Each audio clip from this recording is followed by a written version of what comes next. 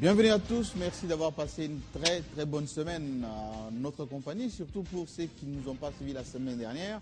Vous avez deviné que nous étions à Kisangani, à l'est de la RDC, où nous avons reçu un prix pour le travail que nous faisons pour vous. En tout cas, merci pour ceux qui ont opté pour Télé 50. On se retrouve pour ces nouveaux clubs aujourd'hui qui bénéficient de la participation d'Anissé Yomboranyama pour la première fois. Qui est avec nous, le directeur général de l'API, qui est une agence de communication ici, forme aussi les journalistes. L'inamovible Mak Mukebai, Congo News, et puis Harold Badibanga, journaliste à RTGA, le juriste maison, et puis Gaël Gebungo, qu'on retrouve avec beaucoup de plaisir. Désormais, il faut l'appeler indépendante, journaliste indépendante. Elle nous expliquera, si elle veut bien, pourquoi elle est aujourd'hui indépendante. Alors, à la fin de l'émission. Alors aujourd'hui, il faut quand même signaler que cette semaine, beaucoup d'événements. D'abord, la toute dernière, c'est le Joseph Kabila, président de la République, qui reçoit depuis ce matin l'ensemble de la classe politique, les forces vives, au Palais de la Nation pour parler Congo, parler de la République démocratique du Congo, comme il l'avait dit dans son adresse la semaine dernière. Tout le monde s'y retrouve au Palais de la Nation pour évoquer quelle stratégie face à l'agression, mais également traiter des points essentiels qui touchent la RDC. L'autre actualité, c'est Raymond Tshibanda, qui était reçu en grande pompe, d'ailleurs, il y a 3 jours à Paris, par Laurent Fabius, ministre français en charge des Affaires étrangères. Et beaucoup de choses se sont dites. On dirait que c'est le grand amour entre la France et la RDC. La France qui s'est proposée d'ailleurs de mettre toute son expertise au service du 14e sommet. Et puis, l'actualité, c'est aussi Matata Mponyo, le Premier ministre, avec son caucus cette semaine. Il a ouvert, mais il a laissé à Mokoko Samba clôturé avec beaucoup de fleurs sur la gestion, l'économie de la RDC avec cette croissance à des chiffres pour l'année prochaine. On l'espère bien. Alors, on va commencer avec ce premier sujet, Mak Mukebai. Vous avez appelé ici de tous vos voeux à chaque fois que la classe politique congolaise se retrouve pour parler pays. Alors aujourd'hui, depuis ce matin, Joseph Kabila l'avait dit la semaine dernière, qu'il lance l'appel à l'ensemble de la classe politique pour parler de l'Est désormais, parce que on a beaucoup laissé les gens de l'Est traiter ce cas-ci. Cette fois-ci, on ouvre à l'ensemble du pays. Les catholiques ont marché paisiblement cette semaine. Vous êtes contents? Je constate qu'il a fallu que Joseph Kabila se retrouve dos au mur pour le faire.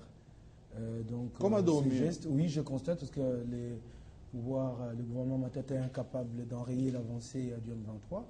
Je ne vois pas qui me dira sur ce plateau que Goma ne peut pas tomber dans le prochain jour. Je crois que tous nous savons que les engins de certaines forces ont été même délocalisés pour Bukavu. C'est une information connue de tout le monde. Il n'y a qu'à appeler Goma. Donc Goma peut tomber à tout moment. Donc, il a fallu c'est pas ce que dit non seulement les chefs MG, c'est pas ce que dit la MONUSCO, c'est pas ce que dit l'Assemblée générale. Parmi les engins qui ont été délocalisés, il y a ceux de la MONUSCO, c'est vérifiable. Oui. Donc moi je suis journaliste, je ne me contente pas des informations institutionnelles. Mais la MONUSCO va vous démentir parce qu'ils ont comme mission de défendre les civils. Tant mieux, mais il y a moyen. Si jamais le 23 s'approche de Romangabo, on tire. Oui, tant mieux, mais je vous livre l'information. Donc il a fallu que Joseph Kabila, comme je le disais, se retrouve dos au mur. Donc il n'a pas fait de bonne foi. Mais tant mieux qu'il le fasse. Mais il a dit la semaine dernière. Tant mieux qu'il le fasse. Je crois qu'il ne l'a pas dit. C'est à une question d'un journaliste qui l'a répondu.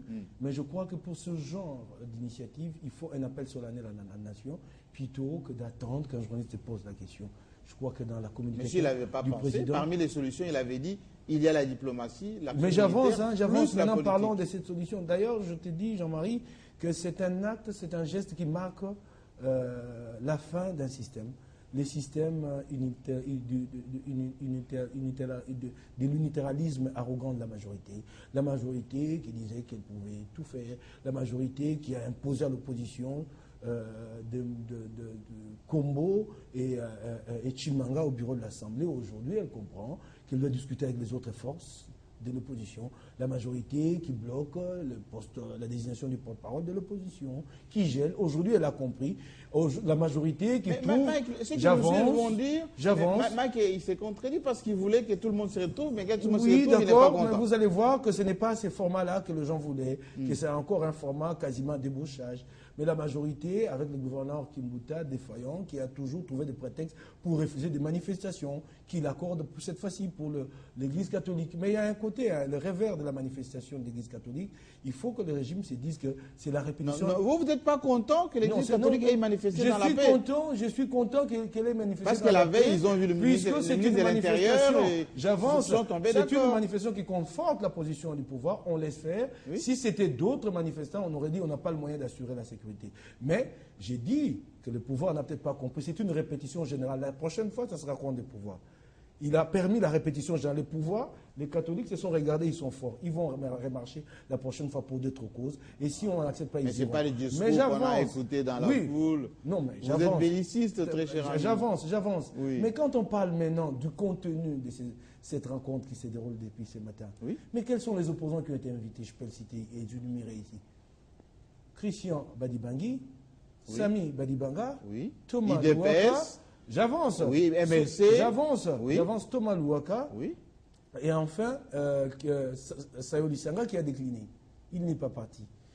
Thomas Louaka est parti à cette rencontre. J'ai eu, avant de venir à cette émission, oui. Jean Lycien, secrétaire général adjoint de MLC, chargé des questions politiques et stratégiques et président du groupe parlementaire, qui dit que les structures officielles du MLC n'ont pas été saisies.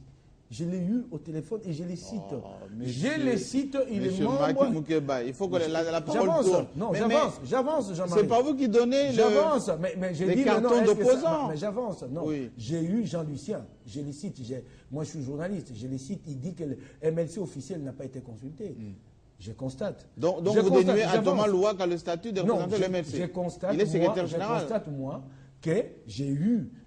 Jean-Lucien au téléphone, il m'a dit, Jean-Lucien Boussa, il conteste Louaka. Jean-Lucien, je ne veux pas qualifier, dire contester ou quoi. J'ai dit ceci, Jean-Lucien m'a dit, il y a à peine quelques secondes, avant cette émission, que les structures officielles du MLC n'ont pas été saisies. Ils l'ont appris ce matin par d'autres sources que Louaka s'est rendu au palais de la Nation. J'avance. Christian Badibangui. Oui. Opposant radical, fidèle à Tshisekedi. J'avance. Oui. Mais j'avance, Jean-Marie, laisse-moi terminer. Mais il y a 4 groupes parlementaires de l'opposition qui sont connus, mais lesquels sont représentés là-bas. Louaka déjà, Jean-Lucien Boussa dit que les structures officielles n'ont pas été saisies. À Louaka de démentir Jean-Lucien Boussa, mais je suis sûr que ça va créer des problèmes demain déjà au MLC. Je passe au second groupe parlementaire, c'est le groupe UNC et Ali. Et le groupe UNC et Ali, qui en est le président? Bitakwira. Ce n'est pas Christian Badibangui. Kamere est dans cette ville au moment où nous parlons. Donc vous déniez à Christian Badibangui j'avance. Le rôle d'opposant. Non. Il y a des groupes parlementaires. Nous ne sommes plus dans une opposition informelle, supposée. Non. Il y a des groupes parlementaires institutionnels qui siègent. Sami Badibanga. J'avance. Oui. J'avance. Je parle d'abord de l'UNC. Je constate qu'on a pris Christian Badibangui et ce que j'ai appris en parlant avec des responsables de l'UNC, il est parti en son nom. L'UNC n'a pas été consulté. Oui. Je constate. En tout cas, il n'est pas le président du groupe. Le président du groupe s'appelle Bitakwira et le leader... Entre Bitakwira et Badibangui, qui est plus leader que l'autre? Il est le président du groupe parlementaire, donc il n'y a pas de critères à chercher, il n'y a pas à discuter. C'est des critères établis. J'avance. Je ne vois pas les groupes parlementaires de Moussa Niamou ici. Dans cette représentation au Palais de la Nation. Mais il est en accointance. J'avance. Non, il est en accointance, aucun tribunal ne l'a établi. Il n'y a que la presse qui l'a dit. Il faut qu'un tribunal l'établisse. Oui. Je constate que ce groupe-là n'est pas représenté. Je constate que Sami Badibanga est là pour le compte de groupe parlementaire UDPS et alliés. Oui. Et là, je suis très flatté parce que Jean-Marie me dit que nous parlons pays. Mais pourquoi ne pas appeler Tshisekedi aussi parce qu'on parle pays? Il a été appelé? Je vous en prie, j'ai vérifié à l'imité, il n'a pas été appelé. Oui. Comme chez Kamere, ils n'ont pas été appelés. Je vous dis des choses que je suis. Et pourquoi les opposants ne se proposent pas pour parler pays? Alors j'avance. Je vais terminer tout de suite. Oui. Il y a Sayoli Sanga. Que les autres parlent. Oui, Sayoli Sanga qui a décliné, qui n'est pas parti, parce que d'abord, il n'y a pas eu des invitations officielles. C'est Thomas Louaka qui a fait le protocole pour appeler Lissanga ce matin, lui dire Lissanga, on est déjà là, on est à 20 minutes, je ne sais pas s'il est devenu protocole présidentiel. Alors j'avance, je termine. Oui. J'avance, je termine. Et mais vous appelez deux gens. Mais en fait, il faut quand même que l'agenda, que des questions soient connues d'avance. Par les pays. Les opposants, par les pays, oui. Mais les opposants ont des questions qu'ils ont évoquées. Quand tu me dis, Jean-Marie, que nous avons toujours encouragé le dialogue. C'est le moment. Mais je t'en prie. Oui. Mais il y a des questions. Mais on ne peut pas y arriver avec un débat fermé pour parler de la guerre de l'Est. Mais parler pays, ce n'est pas parler seulement de l'Est. Tant mieux. Très bien. Alors, donc, Mike Moukeba est en train de nous dire, lui qui professait ici l'ouverture, discussion. Je l'encourage, Jean-Marie, j'encourage l'ouverture. Et il commence à sélectionner les opposants. Comment ça a été fait. Votre temps de parole est fini. Non, mais il se pose un problème. Le problème, ce sont des préalables. Les préalables, c'est qu'il y en a qui estiment qu'on ne peut siéger que si et seulement si on leur donne l'impérium. À l'impérium. C'est ça le problème que Mike ne veut pas dire. De deux, Mike ne s'est pas prouvé qu'il y a des gens qui ont été appelés, qui ont refusé ad libitum de répondre à l'invitation. C'est aussi ça le problème. Je vois très mal qu'on peut nous affirmer que tel et tel autre ont été appelés, mais ils n'ont pas été appelés. Je doute fort qu'on nous prouve, il faut les citer. Qu'on nous prouve que quelqu'un comme Etienne Tshisekedi disait nous sommes venus à Kinshasa pour rencontrer Tshisekedi, il a refusé. Voilà. Vous parlez de Tshisekedi, les autres opposants ont été au rendez-vous. Ce comportement-là est connu. Oui. Alors, il ne faut pas, nous sommes journalistes et nous sommes pour la légalité et la structuration des choses. Au MLC, il y a un secrétaire général. Qui s'appelle Thomas Louaka. Le secrétaire général est Thomas Louaka. Lorsqu'on veut contacter le MLC aujourd'hui en présence du président national qui est à la haie, c'est le secrétaire général qui qu'il soit. Je ne veux pas parler de Thomas Louaka, mais je parle de cette fonctionnalité-là, le secrétaire général. Et lorsqu'il a dit, il a acquiescé, il est parti, il ne faut pas qu'on nous dise son collaborateur qui est inférieur par rapport à lui a dit les structures officielles n'ont pas été saisies par rapport à ça. Je crois que ça, ce n'est pas un argument quand on sait, c'est un secret de polichinelle aujourd'hui, qu'au-delà des structures du MLC, le secrétaire général adjoint Jean-Lucien Boussa, oui, mon estimé compatriote, a un penchant incalculable pour le leader de l'UNC. Donc ça, c'est pour Caméré. Oui, c'est peut-être une façon de vouloir justifier implicitement le fait qu'il est peut-être, entre guillemets, un dissident par rapport au MLC sans le déclarer. Je crois que ça ne ferait pas un argument qu'on peut présenter ici, parce qu'aujourd'hui, en l'absence du président national du MLC, le MLC est représenté par son secrétaire général qui était là. Donc, le débat est clos à ce niveau-là. Et c'est lui qui emboiserait à rebrousse-poil contre la position officielle du parti. C'est un récalcitrant. Et nous, en tant que légalistes, nous ne pouvons pas l'encourager. Alors, par rapport au dialogue lui-même, est-il bon, est-il mauvais? Je crois que tout compatriote épris de bon sens doit l'encourager. Doit l'encourager parce que José Makila Soumanda, je le cite, tout simplement parce qu'il a dit à un certain moment, Congolais de mon État, là où l'on parle de mon pays, de ma République, même si l'on ne m'invite pas parce que la République est la mienne et que j'ai une pierre à apporter à sa construction, je dois m'inviter. S'il reste établi que certains n'ont pas été invités, si cette hypothèse-là est vraie, le protocole d'État signale, bon, sans indiscrétion, que beaucoup ont fermé leur portable. Ah, voilà. Qu'ont-ils fait pour s'inviter, encore que Mike Moukeba...